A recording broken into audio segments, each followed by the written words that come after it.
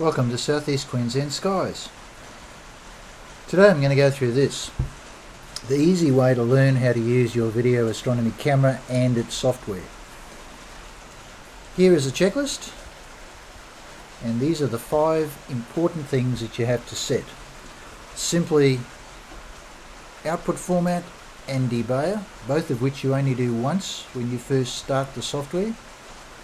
And secondly, the trifecta or triangle between exposure, gain and white balance.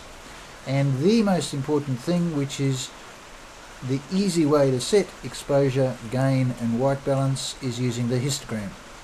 As I say there, it is most important. The histogram is your friend. So that's all you need to set. I'm going to demo this in SharpCap, but because these are the 5 things that are in every type of astro video software, all you've got to do is still watch this video and find where in your software, whether it's Cam Sky or Tube Sky or whatever it is, look for output format, debayer, a histogram button and the trifecta of exposure, gain and white balance. And they will be somewhere in there because these are the core fundamental things to control the camera and to do any kind of color stretching or stretching out of the details, the faint nebulosity and so forth in astro video software. They will all contain these 5 core things, and 90% of them contain a histogram. Just find them in your menus and follow this video, and it's very simple. So I'll just minimize this. I will also minimize this. Okay, so funnily enough, the easy way is to set up in the daytime. Now in my neighbourhood, the only thing that is distant, about a half a kilometre away, is this tree or this bunch of trees just where I've got the mouse doing its thing. About a half a kilometre away. It's not really far enough actually, but it's the best I can do. Find something that is a contrasty scene. It'll have very bright white clouds, a medium contrast item like green leaves or something, and then a dark contrast item like tree trunks or tree branches. You want that big contrast range between white and black. Even if you're setting up a mono camera, you want that contrast range. So, to do that, to make sure the scope is pointing in the right direction, I put an eyepiece in my scope. Okay, made sure the scope is pointing to that object, and then here's a real tip. I've used Cams, ZWO cameras, Anatic Infinity, Nikon DSLR, Nikon mirrorless, Canon DSLRs, and of all of those cameras come to focus further into the focuser, like down at this point or this point, than an eyepiece comes to focus. In other words, this camera I'm about to put in, I don't know where the focus point is in this scope. But because this is the focal point, this distance out for an eyepiece, I can simply take the eyepiece out, stick the camera in there, and I can be 99.99% sure that I'll have to move the camera inwards, just in one direction. And the reason why I say that's a good tip is because I've seen many people throw a camera onto a scope way down here somewhere. They rack it out just to the length of the focus tube and it doesn't reach focus. So they think, oh, maybe I've got to put a Barlow on. So they stick a Barlow on and they go in and out again. No. Then they put an extension tube on and leave the Barlow on by mistake, go in and out, doesn't work. Then they remember they've got the Barlow on, they take it off, leave the extension. You get my gist? 99.99% for me, it's never happened. I've always had to rack inwards with every type of camera. The eyepiece always has come to focus further out of the tube. Okay? Righto. So knowing that, as you can see in this next shot, I've put the camera in, a ZWO ASI 224, right where the eyepiece was. You can still see the extension tube, and you can still see the focus tube outwards here as well. Okay? So let's kick on, and I'll show you the quick and easy way to find the focus point. Another handy tip when we do find that focus point, and I'll actually then start to show you those other 5 points, key salient features in every bit of software. Only 5 of them, very easy to use. And once you see it, just trying to find the USB port, that's why I'm pausing here, I beg your pardon. Here it is. It's pretty dark here in the house at the moment. As you can hear, it's raining. It's 5:34 p.m. and it's pouring down outside. I think the camera is inserted correctly. Righto, let's start SharpCap. So I'm going to demo in SharpCap, but as I said, your software will have those key salient points in it without any problem at all. And bingo, it started up. Now for SharpCap, it automatically opens the preview. You may have to do that in your software. With my system, as soon as I start SharpCap, it shows in the title bar up here that it is connected with the camera because it says ZWO ASI 224. With your software, you may have to find a menu like this, cameras, and in there you might have to scan for your camera and then select it. So just make sure with your particular software you find those features so you know the camera is connected. For me, I'm ready to go. Okay, let's revisit the checklist. Output format, where is that? Find it in your menus in SharpCap. I'm just going to minimize these menus. It's here under capture format and area, and here it is, output format. Why do I suggest you check this? It's only a once off at the start of the session check. Why? Because these Astro video cameras are video, and often, especially with my camera, it always wants to output AVI files. And that's not what you want when you're trying to stack images or take snapshots. Here's a screen snapshot thing right here, right? There's live stacking. So you want to have raw file type format. So I turn off the auto mode so I can use the drop down, and in there I find a raw format. Fits is raw. Google which of your particular software's options are and select a raw format. Okay. The second thing we do a one-off check is to look for Debayer. As I said, if it's a color camera, if a color camera is used, you want to make sure you debayer, and I'll explain what that means. Luckily in SharpCap, under exactly the same area you look for output format, right underneath it is Debayer. So if you've got a monochrome camera, black and white, in the preview clearly you're going to see a monochrome image, black and white image. However, if you've got a color camera, right, and you've got Debayer off, you will see monochrome. So if you've got a color camera and you only see black and white monochrome, check Debayer and make sure it's on. When it's on, you'll see a color. Debayer takes the raw signal coming off the sensor and turns it into a color preview. So make sure it's on, okay? And again, just have to do that at the start of the session. So now we're on to the groovy stuff, right? The triangle, the trifecta, exposure, gain, and white balance. But as I said before, the histogram is your friend. It is mandatory you find and turn that on. So it is here in SharpCap. Click and turn it on. And I've deliberately started this in very overexposed mode for a reason, to explain what a histogram is. The histogram is down here, and you can see a scale on the bottom, which is 50% in the middle, and 0% on the left, and 100% on the right. So what is that scale? Best to explain that, remember I said you have to select an image in the distance, in my case 1/2 kilometre away, where you have lots of bright stuff, lots of medium contrasty stuff, and lots of dark stuff. Well, this left hand end is the dark stuff. This is saying how many really totally pitch black pixels in this image up here. Clearly there's none, so there is no curve or no indication at all that there's anything there.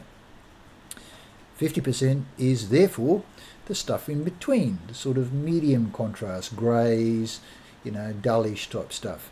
How many pixels in that image are sort of that medium contrast? And clearly none. They're all fully bright. So now what do you think this on the right is? This 100% scale says how many of those pixels are totally white, and you can see this big blue spike.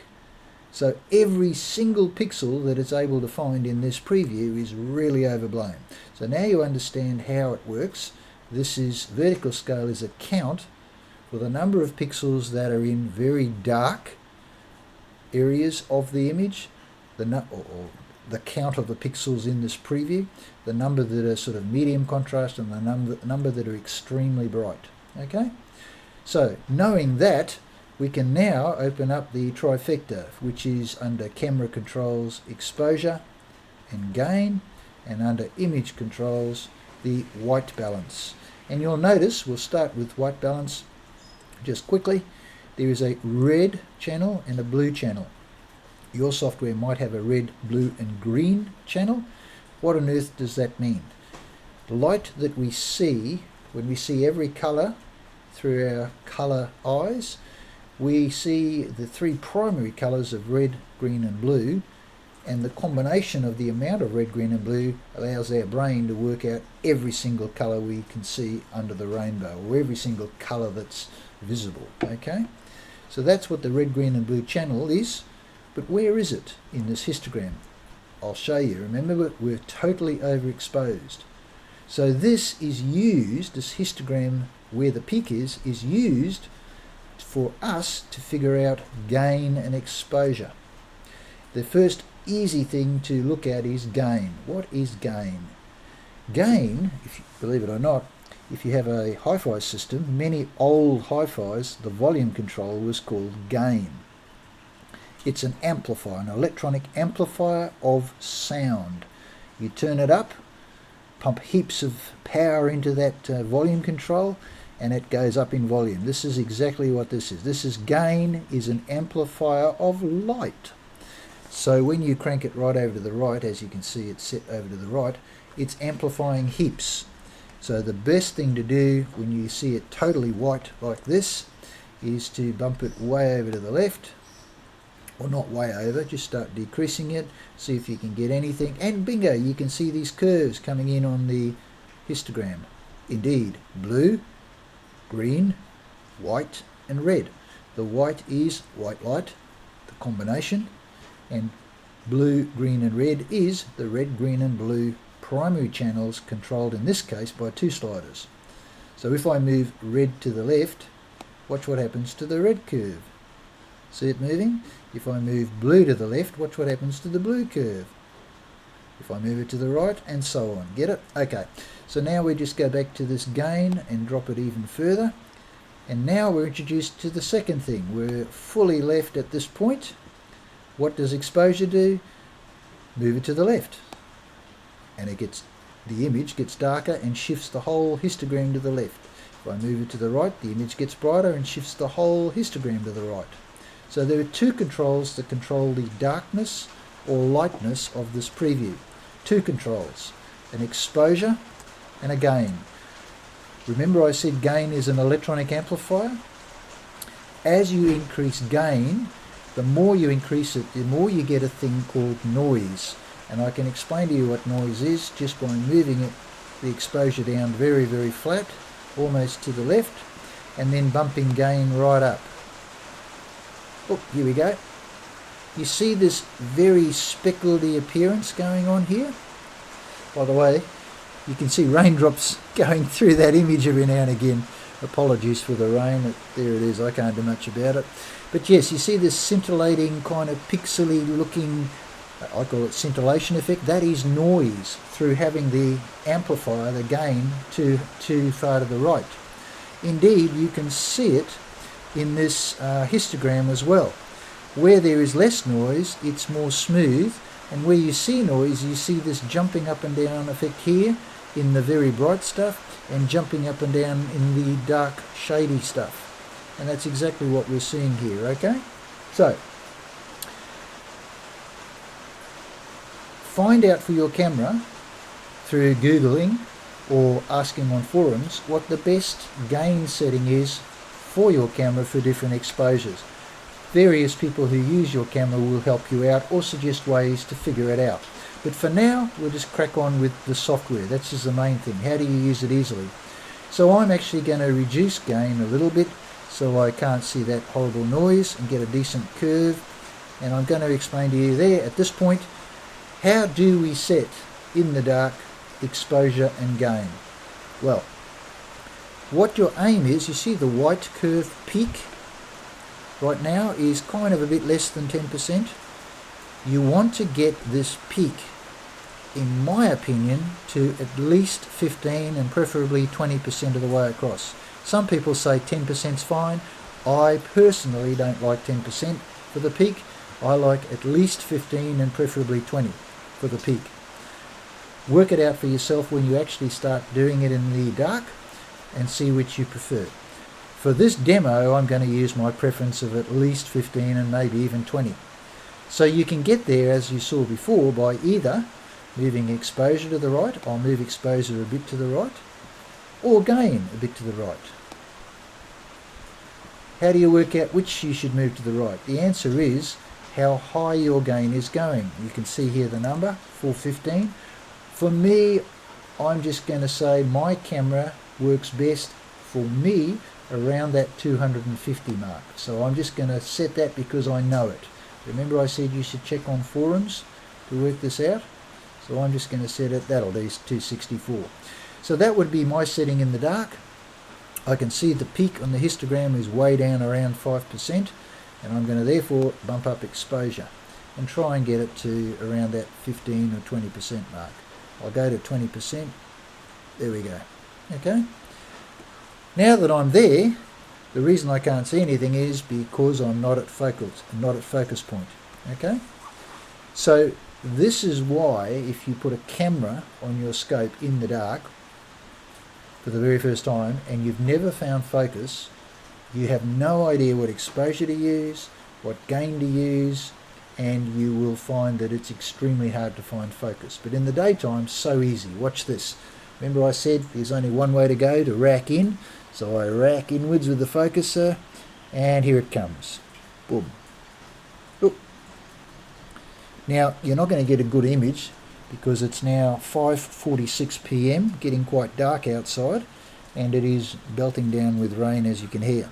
It doesn't matter, all you need to do is get roughly to the focus point. And now what I would do, I've got that roughly in focus, I would simply go to my camera at wherever it found focus and either use a tape measure or cut a piece of plastic, preferably because it's waterproof, or a heavy piece of card, and cut it so that it fits. You see this face here right where the mouse is? I would cut it so it just fits at the focal point between that flat edge and this flat edge of the focuser. Okay, and when I've cut it to the point, at the point where it's at focus, it means when I go out in the dark with my telescope, I can use an eyepiece in the scope to do all my star alignments and to make sure the mount's go-tos are working, and then just take the eyepiece out and slip in the camera right at the same point where the thing reached focus with the eyepiece, grab my little tape measure or template, butt it up against this edge here with the other edge dangling somewhere here, and just start winding in until I see that template there just makes contact with there, and I know I'm almost at the right focal point. You won't be precise because we focused on an object, in my case just a half a kilometre away, but it'll be very close to being correct. Okay, so what do I do next? Now that I'm at focus out there in the dark, I would go and tell the thing to slew to an object I want to see. Let's say it's M42, and because I've been on a bright star, by the way, I've more than likely moved this gain down because it's such a bright star, and very likely moved the exposure down because it was a very bright star that I finally reached my fine focus on. So next I move to my object M42. It does the slew, it beeps, it tells me it's there. So what do? See the histogram over here? I know for a fact that it's going to be needing at least 5-second shots. I would set exposure time to 5 seconds. It's not pitch black, so I'm only going to pretend 5 seconds is where this says 0.4 or 0.5. So hang on, let me get it there. See that where it says 0.5 milliseconds? Pretend that is 5 seconds. So at 5 seconds, the frames would be coming in every 5 seconds. And I'd look and go, I can't see any nebulosity at all. But I've still got low gain. So I bump the gain right up, very high. Well, high enough that I get a big solid peak like this. I don't care about the noise at this point. I'm simply trying to make sure I've landed on the nebula or whichever target I've gone to. I might find that it's just showing up the top here. But I'm at 5-second shots, very quick shots. So it's easy to move the mount a little bit using the hand control arrows. And then 5 seconds later, another frame's going to come in and you might see the images down here, so you know to move another button. Eventually you'll get the object centered right there with just 5-second frames at very high gain. Once it's in the field of view, once it's focused, once it's framed nicely in the image, now I need to get a nice noise-free shot. So I'll grab the gain and put it at my recommended one that I like to use, which is around that 260 mark. Here we go. I would see the peak over here is way down below my desired 15 to 20%, so I'd bump up exposure. I might have to go to 10 seconds. Let's slowly get up there to 10 seconds. There you go. That's pretending it's 10 seconds. That one is pretending it's 1.0. I'm pretending that's 10. I look and I go, still hasn't hit the peak across enough. I might have to go 15 seconds. So I slowly rack it up to 15 seconds. Have a look and I go, well, that's probably okay. That peak is around that 15%. And for the purposes of this video, let's assume that that's okay. Next, I look at these curves and I go, white light is peaking there, but red is down here, green is peaking here, and blue is peaking here. Ta-da! This image would be more blue of the Orion Nebula with less red in it. Whereas, if I move the red slider, for instance, if the red channel was for whatever reason like that to the right of the green and the blue, you'd see much more of a red image. And that is not correctly white balanced. It is correctly white balanced when the red and the blue and the green peaks are all very closely overlying each other. So that's what I'd do. I'd grab the red slider, move it so it's over the top of the green, like that. I'd grab the blue slider and move it to the left so it's overlying the top of the green. And at that point, even though this image isn't, because it's actually like a weird red sunset now going on out there. The clouds are all red and really weird colours. Anyway, it's very, very dark at 5:52. But nevertheless, you get the gist. When you've colour balanced like this, M42 will show the red nebulosity, which is hydrogen gas. It'll show the blue nebulosity, which is actually called reflection nebula, where starlight in the foreground is reflecting off that dust, etc. And it will show tinges of green, which is actually oxygen gas. And if you've got it correctly colour balanced and do a long enough exposure, you'll also see browns and dark greys, which is the dust areas and various other gases. So colour balance using these sliders, and you're always going to find it. So see how easy it is once you learn how to use this histogram. Rewind or start watching this a second time. Watch this video a second time with a notepad in your hand and repeat it all on your system in the daytime and towards dusk, as it is now, very late in the evening, 5:53, just so you can do the same things. You can muck around to your heart's content in your luxury of your living room, looking out the window with your camera, and very easily understand how this little trifecta between gain, exposure time, and the white balance can be so easily found for every object in the night sky with this histogram, and you will understand how this histogram works with this preview. So I hope you got something out of this video, and yeah, I'll produce another one down the track for what to do with live stacking. And I didn't mention the reason why you want, and you can see it's getting darker, that whole curve's moved down. Let's go pretend 20 seconds. Nope, let's go pretend 25 seconds. Whoop, let's go pretend 30 seconds. Oh, that'll do.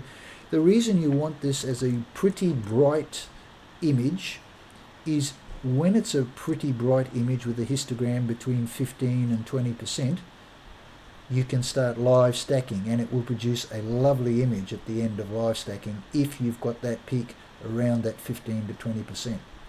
it enables you to, what they call, stretch out a lot more of the detail, a lot more of the colours, and still have very little noise. If the histogram is fully over towards 10% or less, yes, stacking will probably work, but you won't be able to tease out as much details and information. At least that's my experience with this camera. But at least now you know how to muck around and try it out, and get out there in the dark and at least understand how to set it up and see your first images. Hope you got something out of this. Thank you very much for watching.